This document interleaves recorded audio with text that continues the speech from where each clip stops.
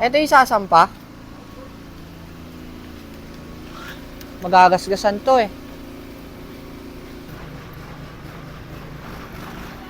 Yan, kartonan na lang, sir.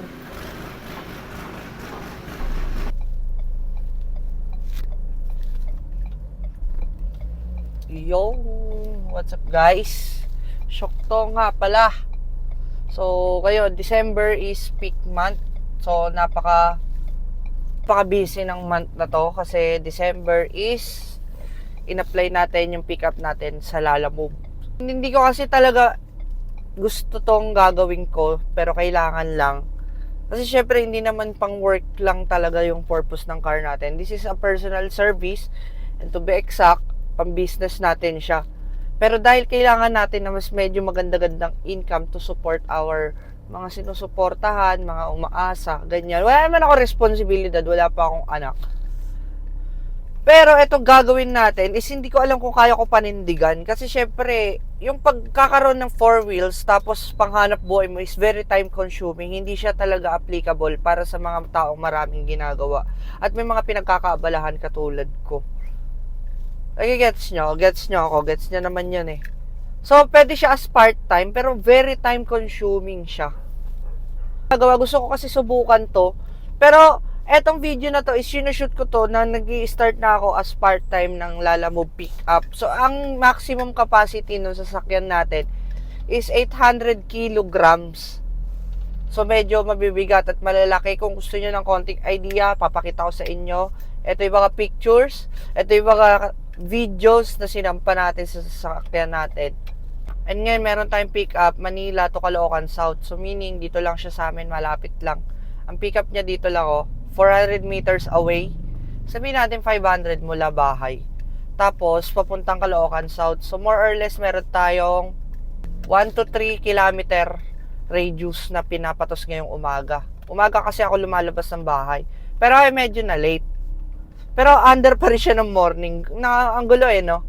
Tapos, ngayon, yung pipikapin natin is laundry lang. Pero medyo malalaki. Papakita ko na lang sa inyo.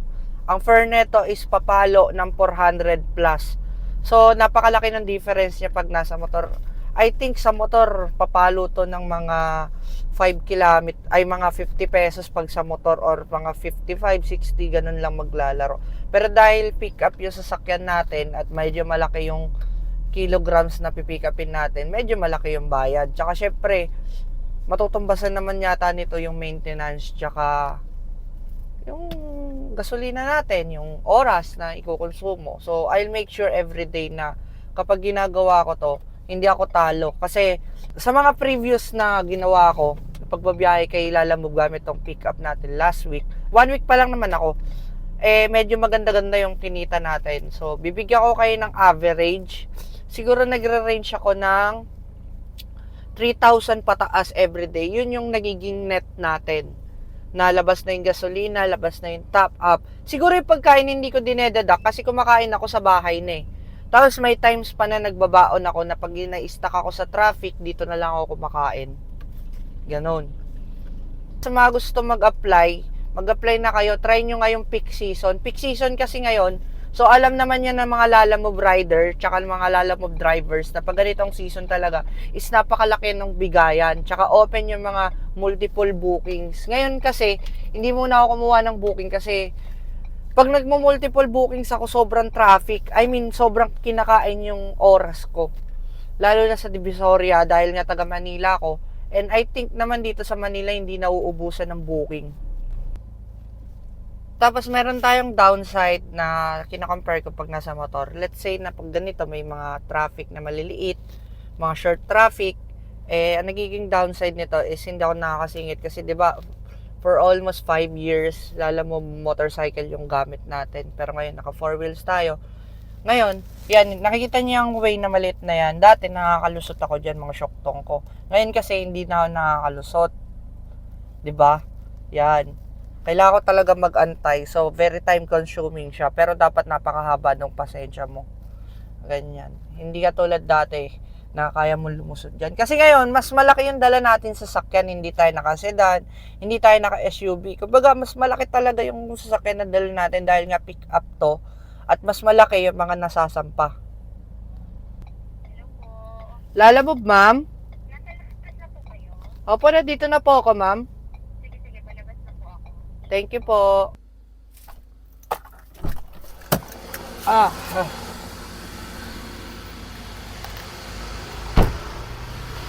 Kasi item, ma'am. Walong ganyan po. Kaya naman yan? Outs. Yan. Kaya naman yan? Yan yung item. Mga ganyan, sinasampa sa akin. Ay, mga sakto mga ganyan sinasampa yan. Yung payment nito, ma'am, dun na po. Dun na po yung payment. Yan. Sige po. Yung ano niya po, full out, delivery. Ay, papakita ko lang to sa likod ng SM. Opo, sa bird po. Okay. May mag-a-assist po dun sa inyo. May mag-assist na po. Ayan. Sa likod. Ma'am, saan po yung daan nito, ma'am? Sa di ba, SM Grand, sa LRT. Kakanan ako sa loob ng parking. Opo. Tapos magtatanong na lang po ako. RDU. RTU? RDU. RDU, ma'am. Opo. Okay. Pag malapit na kayo, sir, tawag kayo dun sa number na binigay ko po. Okay po. Siya Pag, po kasi yung mag-a-assist sa'yo. sige po. Thank you, ma'am. Ayan. Yung bayad dito dun na rin, ma'am. Opo. Yung sa receiver na po. Sige. 490 pesos. So, check natin kung ilang kilometer away. Pero alam yan ng mga taga Manila na napakalapit lang ng SM Grand. Kumbaga dito sa Tondo, Manila, tapos Monumento lang, ganyan. Almost 500 pesos na. Alright. Kasama. Sa loob na lang iba, sir. Yun nga lang, pag umulan, yun ang downside, ma'am.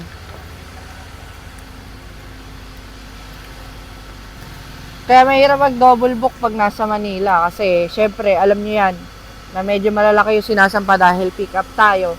Hindi ako nagtatry mag-double book pag nandito kasi mabilisan lang naman yung drop nito. Di ba masira yung baggage niyan, sir? Malinis na damit po ba yan, ma'am? Mga towel po yan. For hotels? Ganyan? Sa spa. Sa spa? Spahan.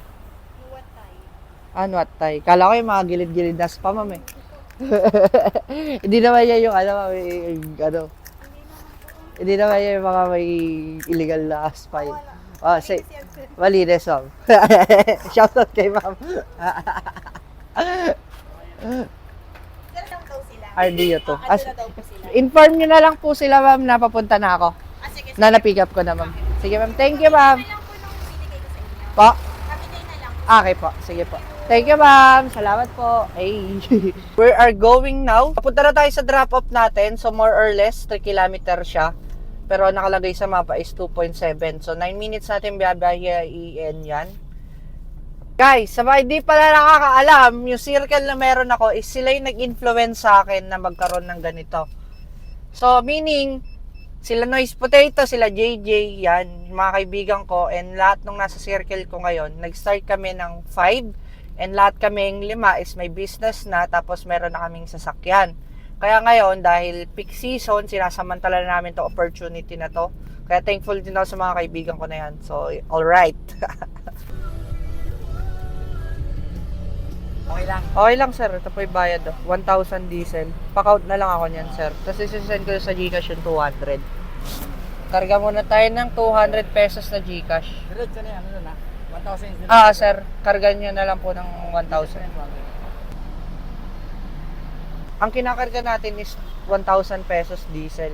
So, 1,000 pesos yung kinakarga ko for every biyahe ko. So, nagmamax naman siya up to 7,000 yung total gross.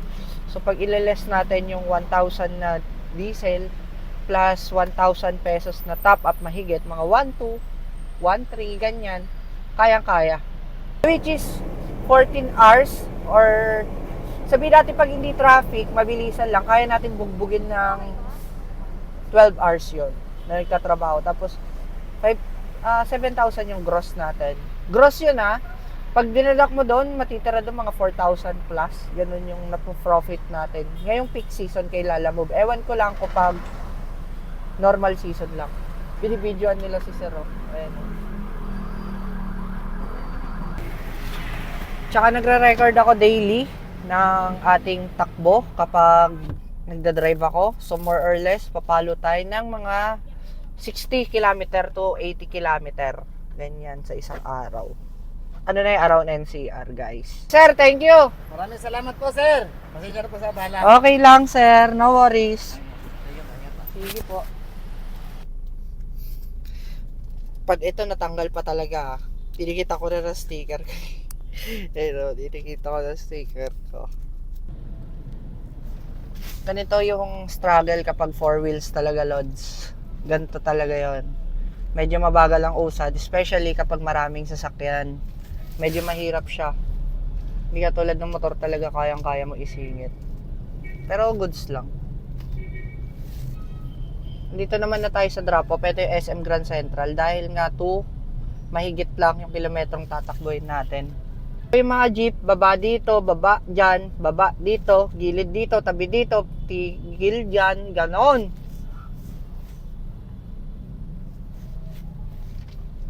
At wala tayong choice kundi magantay sa kanila kasi sila yung mga hari ng kalsada. Naka-drop off point na ako sa pickup ay sa mapa ko. Hello po. Lala mo po, ma'am. Sige po sir, nandiyan na po yung mga taong titigan. Sige po, nandito na po ako sa labas ng SM, ma'am. Okay, sige po, sir. Sir, RD2. Diretso ka na, may guard doon, tanong ka lang. Sige po, thank you. Diretso kanan, may guard doon, magtanong ka na lang. Diretso kanan, may guard doon, magtanong ka na lang. Diretso kanan, may guard doon, magtanong ka na lang. Okay. Diretso kanan, may guard doon, magtanong ka na lang. Sir, RD2 po. RD2, deliver.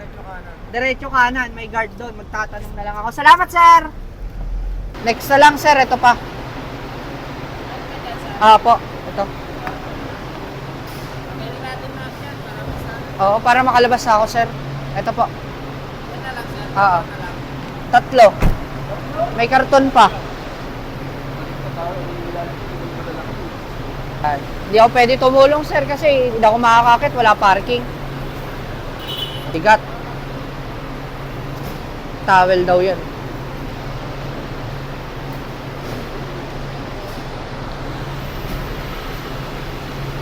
Yan. Tapos ito na lang, sir. Yung resibo yata.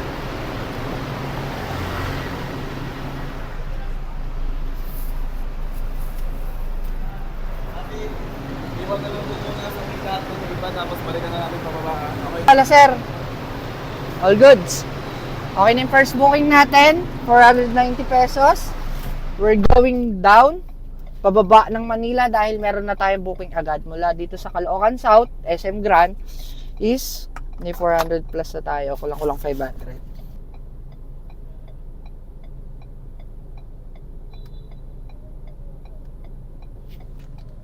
Sir?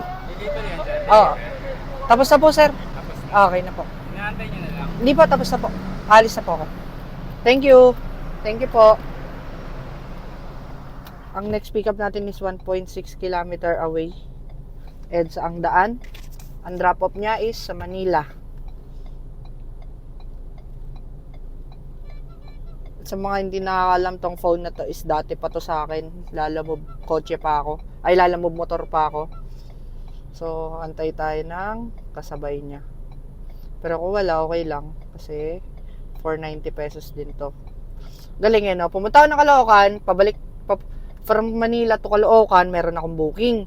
Tapos, Caloocan to Manila naman yung next natin. So, ito yon 490 pesos din. Malam mo may makuha tayo. Pero check muna natin kung anong item to. So, tara. G na.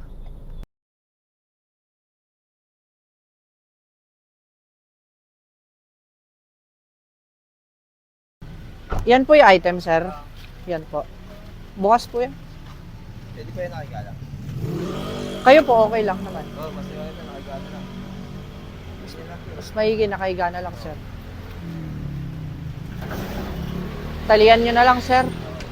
Wala rin kasi akong pahinante, makasyoktong ko, kaya medyo hirap tayo. Pero okay lang naman. Yung mga pinipika pa naman natin, tsaka dinadrop upan is, naglalagay naman sila nung pahinante nila. Water bendo.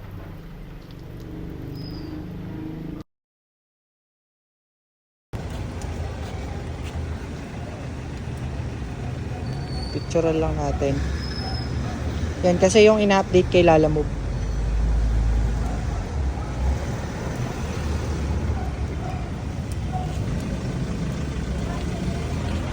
Tara. Almost 4 kilometer lang naman to. 4.6 kilometer. 490 pesos. Yan. May tubig-tubig. Naglalawak. G. Lobot yung mic natin, guys.